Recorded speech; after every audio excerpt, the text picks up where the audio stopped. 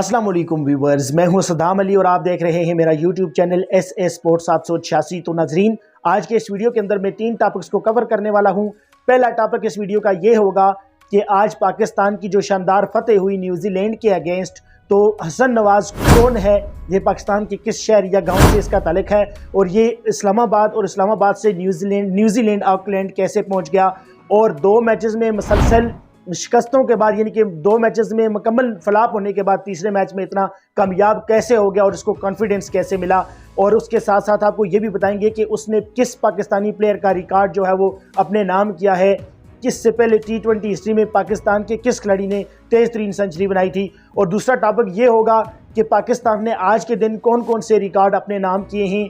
उसके बाद तीसरा टॉपिक ये होगा कि बाबर आजम और मोहम्मद रिजवान के हवाले से अब लोग वीडियोस बनाना शुरू कर दिए हैं। लोगों ने व्यूज़ की शक चक्कर में कि अब उनकी छुट्टी हो चुकी है, इसके अंदर क्या रियलिटी है, इसके पीछे डेप्थ क्या है इस बात के पीछे। और उसके साथ साथ ये भी लास्ट पे जायज़ा लेंगे कि आज कौन सा बॉलर और कौन सा बैटर जो है वो टॉप पे रहा।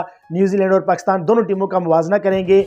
लेकिन सबसे पहले बात करते हैं हसन नवाज की। तो हसन नवाज का तल्लुक यानी कि पंजाब लिया से है। लिया इनके गांव का नाम है, यानी कि ये पंजाब यानी इस्लामाबाद शहर के अंदर, पिंडी शहर के अंदर 4 से 5 किलोमीटर इनके घर तक यानी गांव तक इनका जो है वो डिस्टेंस है। वहाँ से ये क्या हुआ जी, अपने उसी छोटे मोटे जो भी शहर थे उसमें गए शुरू में, स्टार्ट में, यानी कि पहले टैप बॉल खेलते थे, फिर वहाँ उन्होंने जो है वो क्लब क्रिकेट ज्वाइन की जो सिर्फ सर्दियों में हुआ करती थी। वहाँ से इनको जो इनके फ्रेंड्स थे उन्होंने मशवरा दिया कि आप इस्लामाबाद का रुख करें, और फिर उन्होंने इस्लामाबाद का रुख किया और वहाँ ये अपने बहनोई के घर यानी अपनी बहन के पास आए, और बहन और बहनोई इनको काफ़ी ज़्यादा सपोर्ट करते रहे।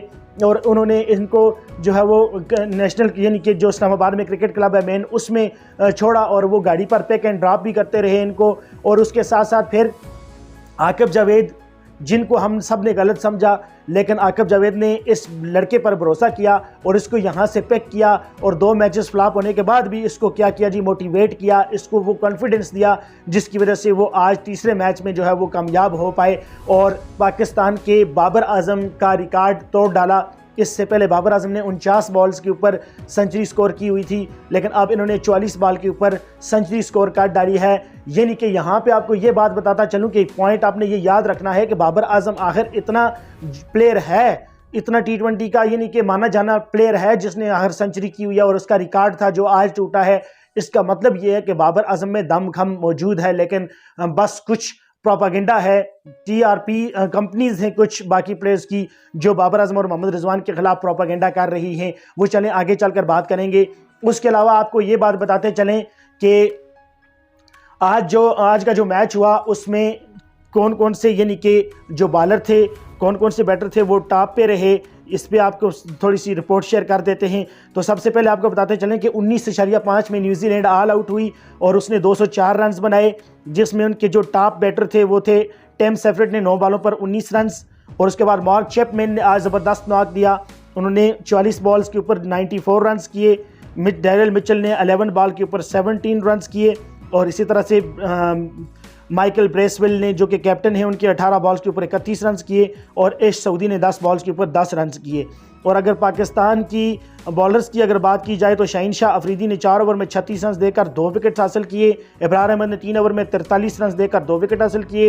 हारिस रऊफ आज के टॉप बॉलर रहे जिन्होंने 4 ओवर करवा के 29 रन देकर 3 विकेट्स हासिल किए। और अब्बास अफरीदी ने ऑलमोस्ट 3 ओवर करवा के 24 रन देकर 2 विकेट हासिल किए, और शादाब खान 4 ओवर 33 रन देकर 1 विकेट हासिल करने में कामयाब रहे।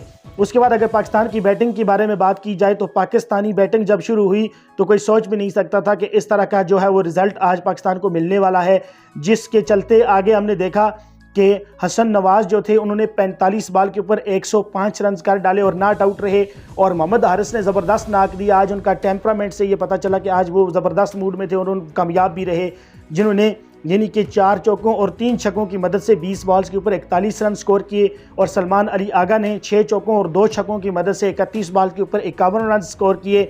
और अगर उनके बॉलर की बात की जाए तो आज उनकी खुलकर धुलाई हुई। 4 ओवर्स में जेमिसन ने 54 रन दे दिए, डफी ने 3 ओवर्स में 37 रन दे दिए, एक कामयाबी मिली बस वही विकेट जो इनको मिली थी।